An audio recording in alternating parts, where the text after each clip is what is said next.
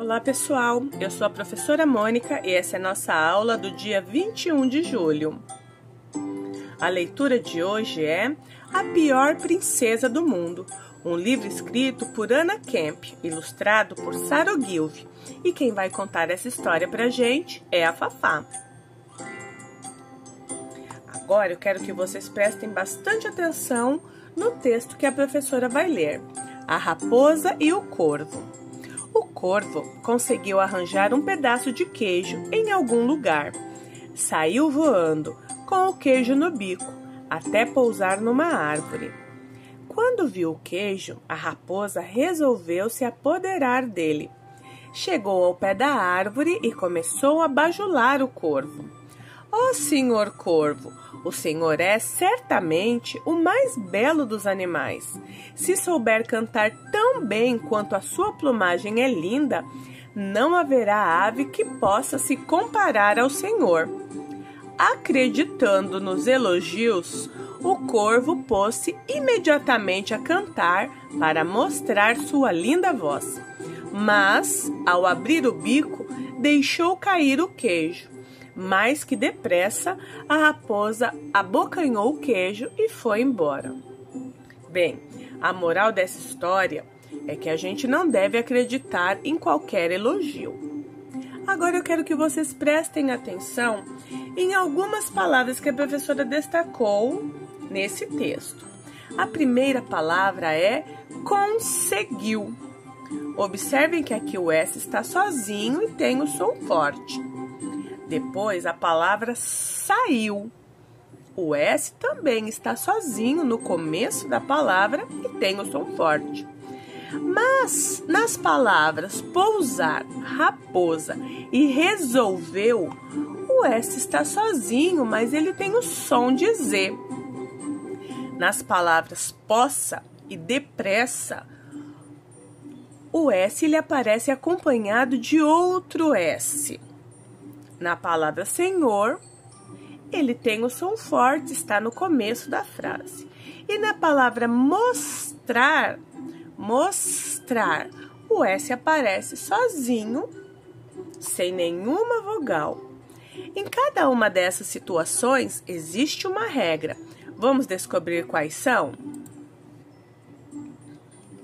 Vamos lá? As 4 regrinhas para que a gente não erre na hora de usar o S sozinho ou o S acompanhado. Antes da professora explicar, nós vamos ver um vídeo com a Camila Lima. Ela vai nos ajudar a gravar essas regrinhas. Vamos lá? Bem, agora a Camila Lima já explicou pra gente. Vamos só recordar? No início das palavras, o S sempre aparece sozinho. Sapo, sino, sopa, e ele tem sempre o som forte. Regrinha número 2.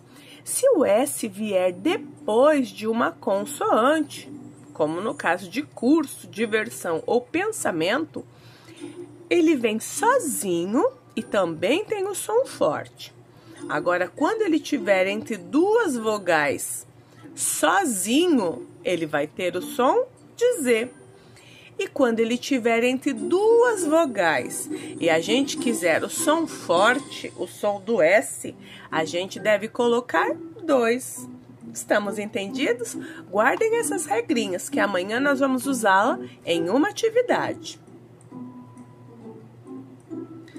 Agora eu quero que vocês abram o livro de vocês na página 44. Abriram o livro? Bem, você já contou objetos de uma coleção? Se você já contou objetos de uma coleção, você vai responder nessa linha que sim, você já contou. Agora, se você nunca contou objetos de uma coleção, você vai escrever apenas que não, ok? Essa é só uma curiosidade para a gente começar o nosso assunto. Agora, vocês vão fazer uma estimativa, ou seja, vocês vão deduzir a quantidade de borrachas que a professora colocou aqui sem contar. Então, se vocês acham que é um número tal, vocês vão escrever a estimativa aqui nesse quadradinho embaixo da palavra estimativa. Se vocês acham que tem 10, 20 ou 30, coloquem a quantidade aqui. Observem bem a foto e respondam. Depois de vocês colocarem a estimativa, que é aquele número aproximado, ele não precisa ser exato, tá, pessoal? É só um número aproximado. Depois da estimativa, vocês vão realmente contar uma por uma. 1, 2, 3, 4, 5, 6, até o final. A professora não vai contar para vocês agora. Quero que vocês contem a quantidade uma por uma e registrem o número que vocês encontraram aqui no último quadradinho. Combinado? Então, vamos avançar.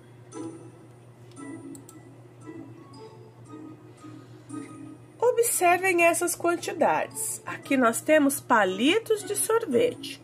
Vocês vão contar os palitos, depois as tampinhas, as canetas, os clips, os lápis e os apontadores. Aonde vocês vão registrar essas quantidades? Aqui na página 44. Tem essa tabela e vocês vão informar as quantidades que vocês observaram nessa página. Vamos lá novamente? Palitos de sorvete, contem quantos tem. Depois as tampinhas, canetas, clips, lápis e apontadores.